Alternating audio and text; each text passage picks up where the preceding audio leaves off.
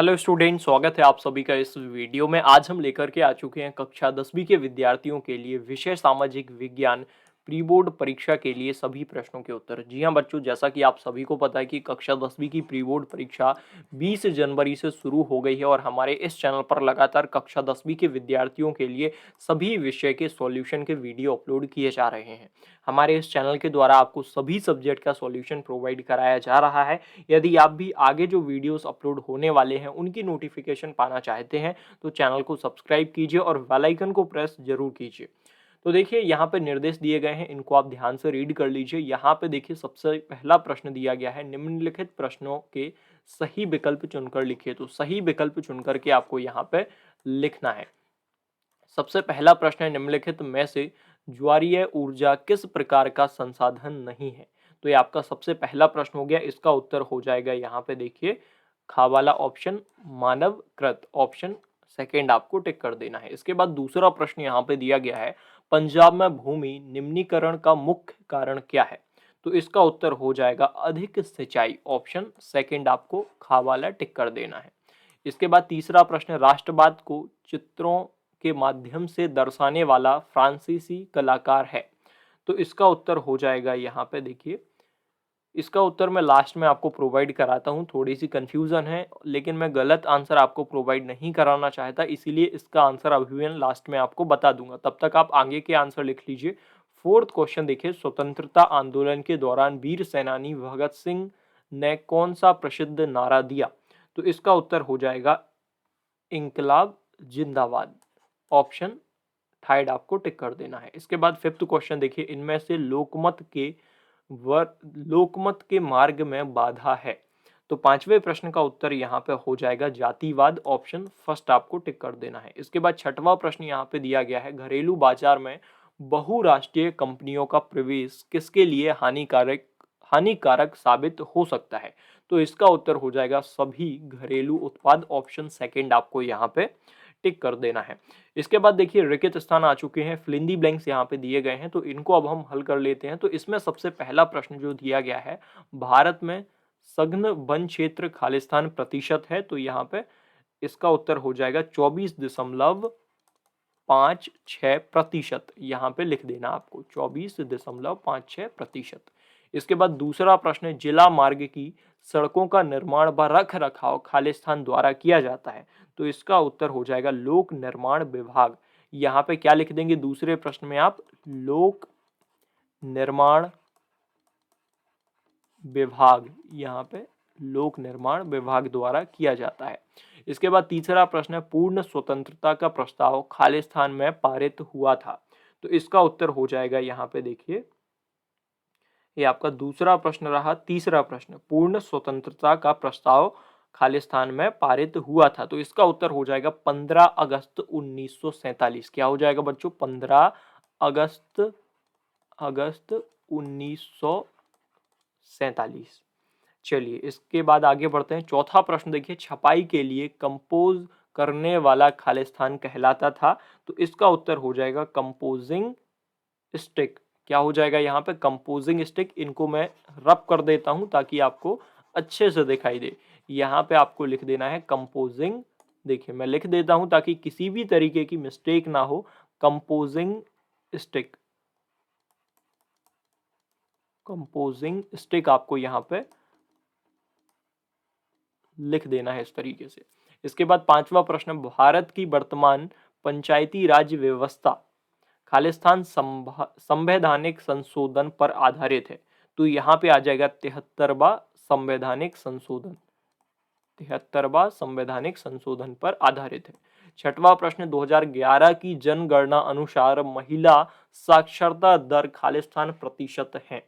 तो यहाँ पे आ जाएगा 64.6% है, 64.6 आपको यहाँ पे लिख देना है। सातवां प्रश्न, आईएआई बोल दिया था, आईएआई खालिस्तान का सुरक्षा चिन्ह है। तो यहाँ पे आ जाएगा हॉलमार्क। क्या आ जाएगा यहाँ पे, हॉलमार्क। इस तरीके से आपको लिख देना है। इसके बाद आगे बढ़ते हैं। यहाँ पे देखिए पहला प्रश्न दिया गया है, जो निम्नलिखित की सही जोड़ी बनाइए। सही जोड़ी आ चुकी है। इसमें सबसे पहला प्रश्न है स्टेपलर। तो इसको आप मिलाएंगे चुन्नटों से कपड़े समेटने वाला।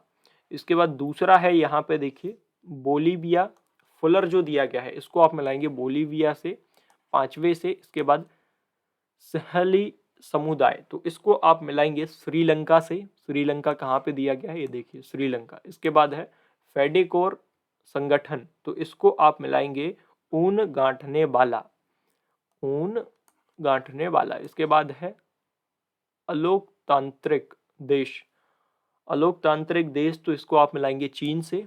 और आखिरी जो बचा हुआ है सूती वस्त्र उद्योग का केंद्र, तो इसको आप मिलाएंगे अहमदाबाद से। तो ये मैचिंग आपको इस तरीके से मिला लेनी है। इसके बाद आगे बढ़ते हैं। चौथा प्रश्न यहाँ पे आ गया है, देखिए निम्नलिखित प्रश्नों के उत्तर एक शब्द या एक वाक्य में लिखिए। सबसे पहला प्रश्न, मरुस्थलीय मृदा का रंग कैसा होता है। तो देखिए मरुस्थलीय मृदा का रंग धूसर रंग भूरी, देखिए यहाँ पे इस तरीके से लिखना है, धूसर रंग भूरी और ईंट लाल जैसी, यहाँ पे ईंट लाल जैसी। इसके बाद दूसरा प्रश्न, सिंहों का प्राकृतिक आवास स्थल कहाँ है। तो इसको देखिए इसमें आप लिखेंगे गिर नेशनल पार्क। क्या लिखेंगे, गिर नेशनल पार्क। दूसरे वाले में यहाँ पे लिख देना गिर national park, national park spelling तो बन जाएगी आप सभी से। इसके बाद तीसरा प्रश्न यहाँ पे है जाल्वेराइन क्या था। तो यहाँ पे देखिए इसका आंसर थोड़ा सा बड़ा है, नहीं इसका छोटा आंसर है, इसलिए मैं यहाँ पे बता देता हूँ। यह एक जर्मन शुल्क संघ था, यह एक जर्मन शुल्क संघ था। और चौथे प्रश्न का आंसर काफी बड़ा है, लेंदी आंसर है, इसलिए मैं इनके आंसर बाद में बता दूंगा। और यहाँ पे देखिए पांचवे वाले में बुशेल आपको लिख देना है, बूसेलस, बूसेल्स आपको यहाँ पे लिख देना है, बूशेल्स। और छठवा है शपथ पत्र से क्या आशय है। तो इसका आंसर भी काफी लंबा है। और लास्ट देखिए भारत में सर्वाधिक साक्षर राज्य कौन सा है। तो यहाँ पे केरल लिख देना लास्ट वाले में। और यहाँ पे दो जो क्वेश्चन बचे हुए हैं इनके आंसर अभी मैं लास्ट में प्रोवाइड कराता हूँ, इस पीडीएफ में आंसर दिए गए हैं। देखिए यहाँ पे देख लीजिए दिए गए हैं सभी आंसर। देखिए चौथा प्रश्न था ना जो निम्नलिखित प्रश्नों के एक शब्द या फिर एक वाक्य में उत्तर दीजिए, यहाँ पे इनके आंसर दिए गए हैं। देखिए सबसे पहले प्रश्न का स्तर मरुस्थलीय मृदा का रंग कैसा होता है, तो यहाँ पे दिया गया है। दूसरा प्रश्न है सिंहों का प्राकृतिक आवास स्थल कहाँ है, तो इसका आंसर गिर नेशनल पार्क हो जाएगा। चौथा प्रश्न यहाँ पे दिया गया है, नहीं तीसरा प्रश्न जो था वो देखिए ज्वेलराइन क्या था, तो इसका उत्तर मैंने बता दिया। और यहाँ पे भी दिया गया है ज्वेलराइन क्या था। इसके बाद है कर्ण लॉ क्या था, कर्ण लॉ आपको बताना है, तो यहाँ पे दिया गया है इसका पूरा उत्तर। इसके बाद पांचवा प्रश्न है यूरोपीय संघ का मुख्यालय कहाँ स्थित है, तो ब्रुसेल्स। इसके बाद छठवा प्रश्न है शपथ पत्र से क्या आशय है, तो यहाँ पे आप उत्तर देख सकते हैं, एफिडेविट जिसे आप कहते हैं। इसके बाद सातवां है भारत में सर्वाधिक साक्षर राज्य कौन सा है, तो केरल हो जाएगा।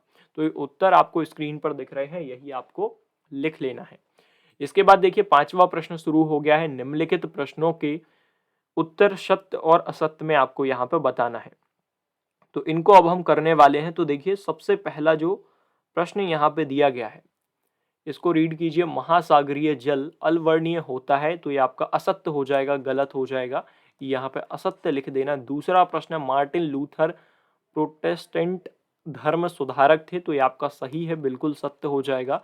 और तीसरा प्रश्न, ईसाई धर्म की शाखाएं कैथोलिक और प्रोटेस्टेंट में विभाजित हैं, तो ये आपका सही है, ये भी आपका सत्य हो जाएगा। चौथा प्रश्न तीसरा हो गया अपना, भारतीय स्टेट बैंक करेंसी नोट जारी करता है, ये आपका असत्य है, गलत हो जाएगा, असत्य। इसके बाद पांचवा प्रश्न, सेवा क्षेत्र अर्थव्यवस्था का प्राथमिक क्षेत्र है, ये आपका बिल्कुल सही है, सत्य हो जाएगा, तो यहाँ पे आपको सत्य लिख देना है। इसके बाद छठवा है, यहाँ पे देखिए दिया गया है, चाय की झाड़ियों को उगाने के लिए वर्ष भर कोषण नम और पाला रहित जलवायु की आवश्यकता पड़ती है, बिल्कुल सही है, ये आपका सत्य हो जाएगा।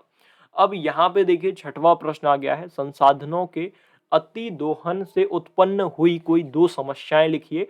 और अथवा में दिया गया है एजेंडा 21 क्या है, तो एजेंडा 21 के बारे में यहाँ पे लिखा गया है, इसकी परिभाषा देखिए, सन 1992 में संयुक्त राष्ट्र संघ का पर्यावरण एवं विकास के मुद्दे पर केंद्रित एक सम्मेलन ब्राजील के रियो डी जेनेरो में हुआ।